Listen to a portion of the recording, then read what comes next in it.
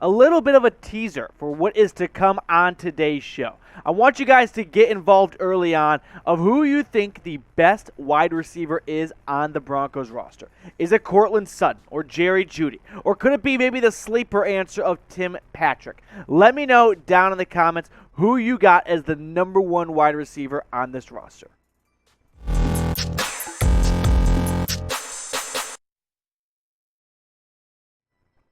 Today's Broncos Breakdown is sponsored by Mint Mobile. They've got awesome deals for Broncos country with plans starting as low as $15 a month. You may have already heard of them. Ryan Reynolds, the actor, he owns Mint Mobile, and he is proud to share their awesome benefits with you. We've got more on them coming up later on, but check it out when you go to mintmobile.com/chatsports. Links in the comments and the description of today's show. Here's what we got on tap for everyone today. Who is the best wide receiver for Russell Wilson? I really want to do a deep dive, looking at the four big names, right? Sutton, Jeudy, Patrick, and we toss Hamler on there as well to see which wide receiver maybe complements Russell Wilson the best. Plus, we're going to look at Russell Wilson's Instagram and see some promises he might be making involving a Lombardi trophy coming to Mile High. All that's coming your way, plus training camp less than a week away. Make sure you got your notifications on. That way you never miss a breaking Broncos news and rumors story. First up, though, who is the best wide receiver for Russell Wilson? That's really the question I want to tackle today. Not necessarily who the best wide receiver is in general, although the two are probably correlated, but who is best for Russell Wilson. If you know Russ, you know we like to let Russ cook. And what does that mean exactly? It means airing it deep. In fact, Russell Wilson is one of the best deep ball throwers in the NFL. That should not be new information to anyone. But when you do it the next gen stats and you really do a deep dive at the big science numbers here, his intended air yards, which means how far he's throwing the football, is one of the best in the NFL. I mean, last year he was first with 9.9 intended air yards every time he chucked up the football. All right, go back to 2020 when Russ got to cook the first half of the year, and then all of a sudden you have Pete Carroll just taking the spatula out of his hand. But even despite that, for him to finish 11th, 4th the year before that, 5th, 4th, the point I'm trying to really get across here is Russell Wilson wants to air the football out. Something we saw Drew Lock want to do, just not be very successful at it. Teddy Bridgewater could get you 8 yards if you needed 8 yards.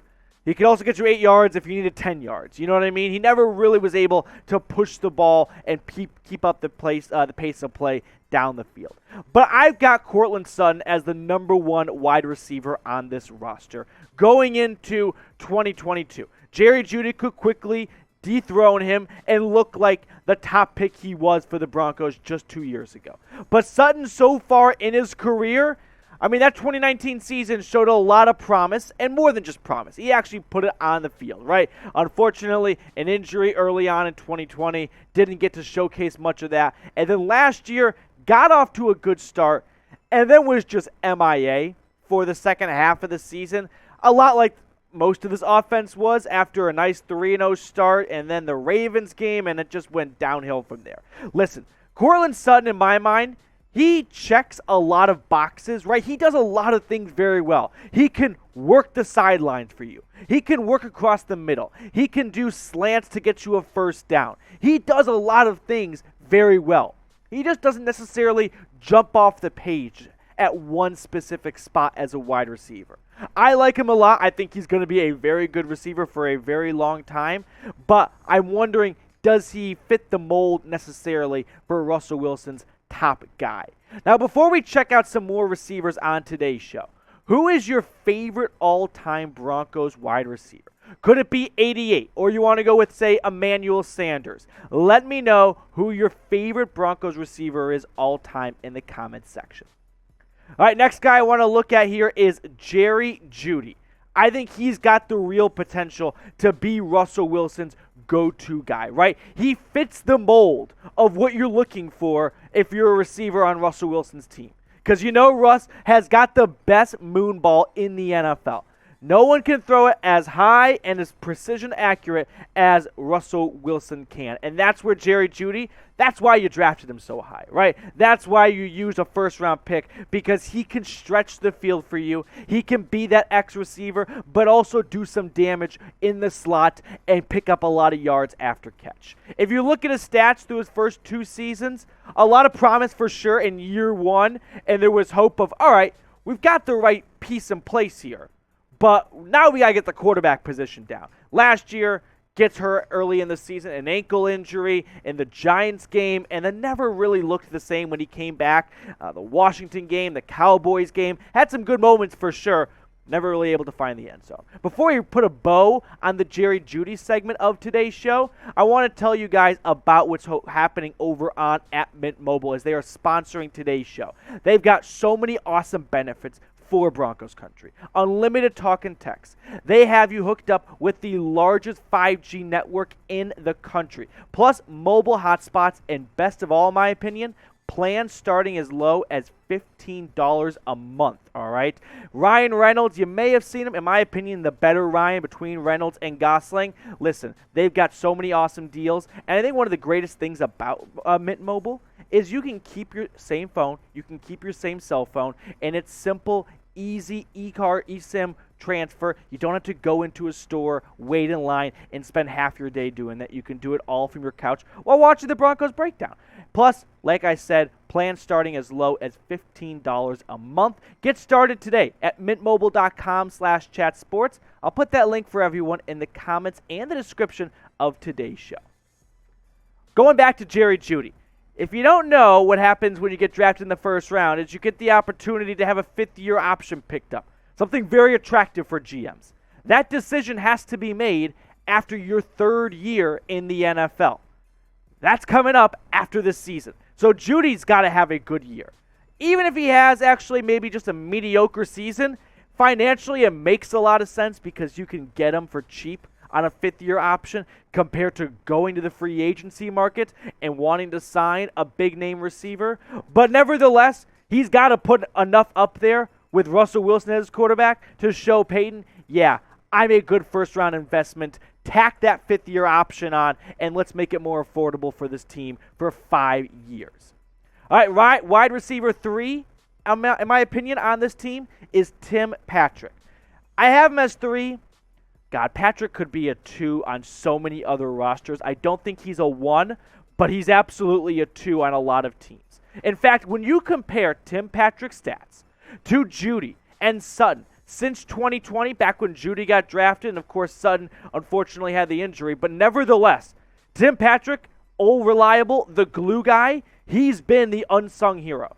1,400 yards, 11 touchdowns. If it wasn't for Noah Fant, I'm pretty sure he'd have the most yards of any Broncos receiver over the last 2 seasons. My only concern with Tim Patrick is that he makes a lot of his money short of the sticks, right? That's really where he can be a quarterback's best friend, is over those short routes across the middle.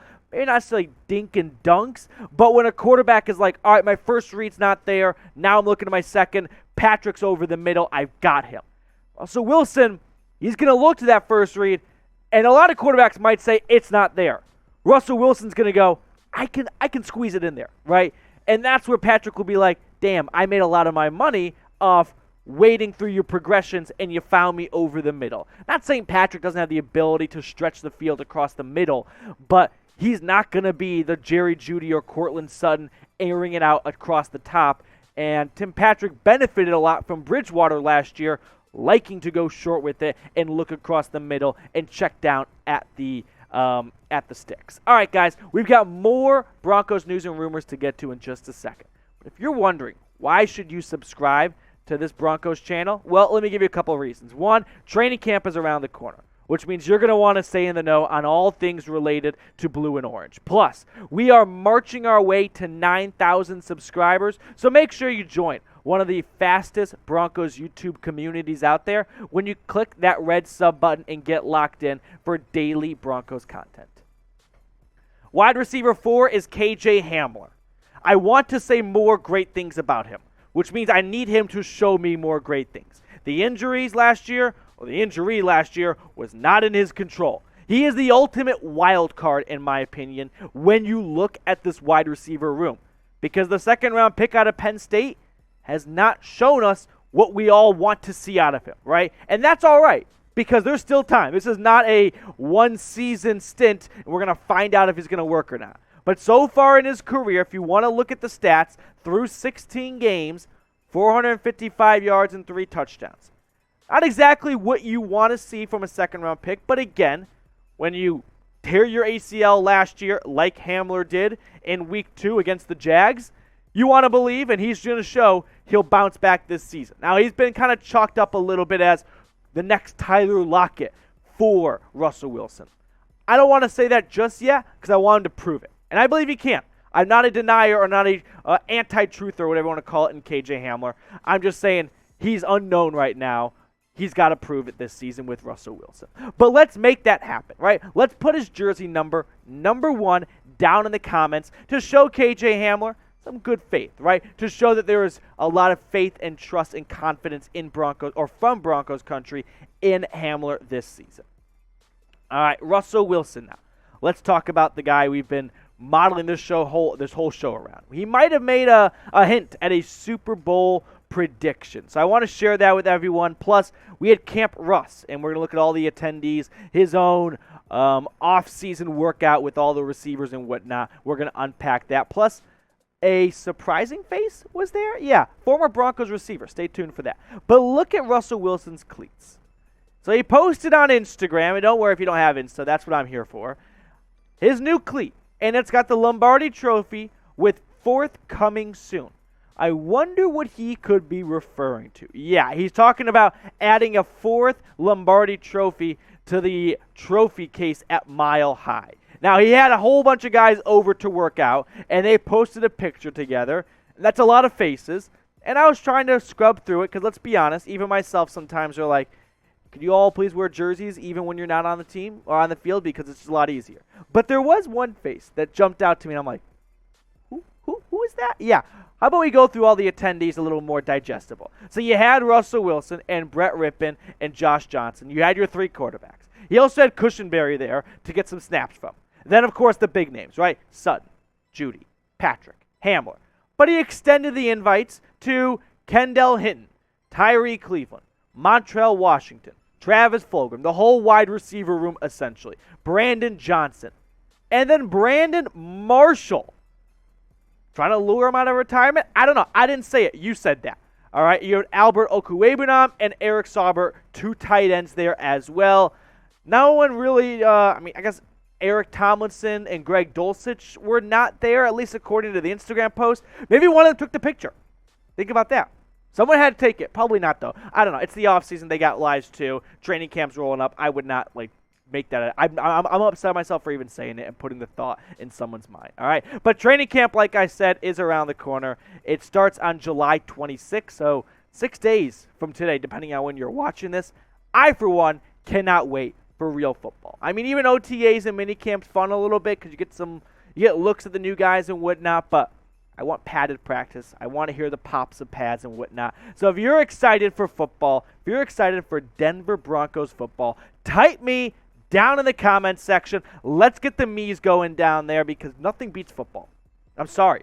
Nothing does. There's no better sport. There's no other sport where I would literally spend my Thursday night watching Dolphins against the Bengals. Or even yet, remember Jags-Bengals last year?